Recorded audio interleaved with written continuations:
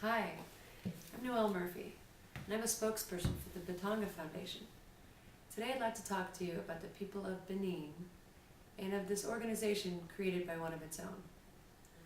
Throughout developing nations in Africa, education of girls is not culturally acceptable, even to the detriment of these societies.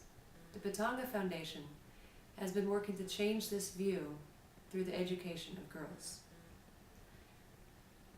Batonga is primarily supporting communities, families, and young girls in the West African country of Benin.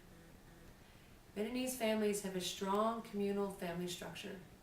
The men are head of household, but the women do most of the work, including farming, raising of the children, and creating and selling the handicrafts they sell in the local markets. The elderly women of Benin are held in very high regard. Benin is a fairly new democracy, and the government has made positive steps in ensuring equal rights of all men and women. In 2004, the Family Code was passed, giving women property rights and inheritance rights, increasing their rights in marriage.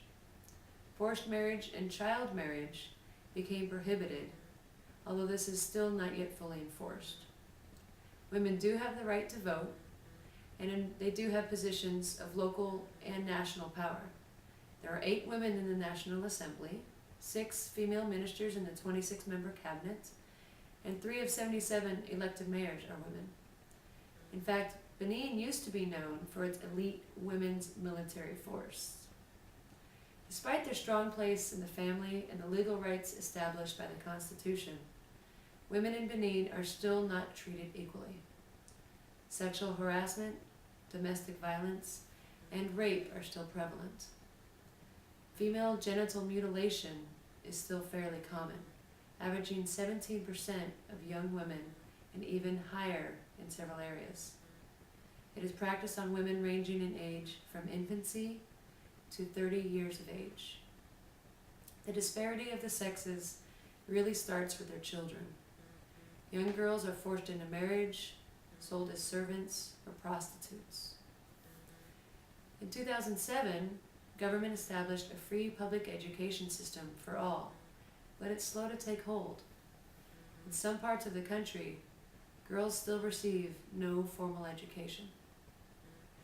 With a population of over 7 million people and a high birth rate, Benin has improved in recent years in providing primary education to its children.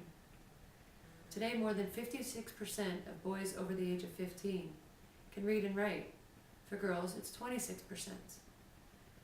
Gender disparities against girls are still quite high in Benin, with only half as many girls as boys making the transition from primary to secondary school. The Batonga Foundation hopes to help make this transition from primary to secondary school easier for both girls and boys and their families. Batonga was created by Angelique Kidjo, a Grammy Award-winning singer-songwriter who grew up in Benin. She is a UNICEF Goodwill Ambassador, and she speaks and performs in concerts throughout the world, benefiting peace, human rights, AIDS, and education in Africa.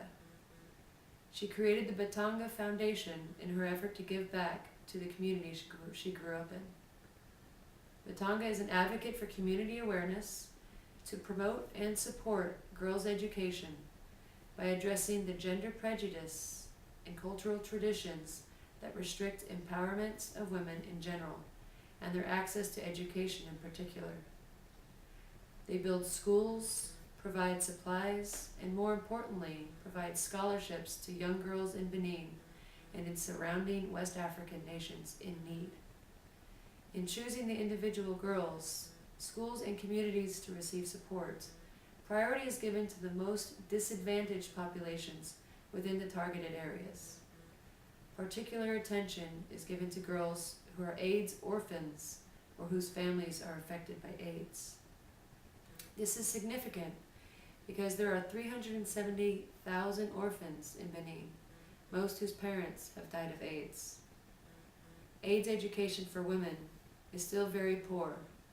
Therefore, mother-to-child transfer of HIV is quite high. The AIDS epidemic in Africa will not be brought under control until the people are educated, and it needs to start with the women. When young parents die, children are pulled from school to work their jobs their parents once did. Batonga gives these children a chance for a future. When a woman is educated, it changes not only her life, but those of her children and her family. Educating women translates to higher economic productivity, reduced child mortality, improved family nutrition and health, and increased prevention of HIV/AIDS.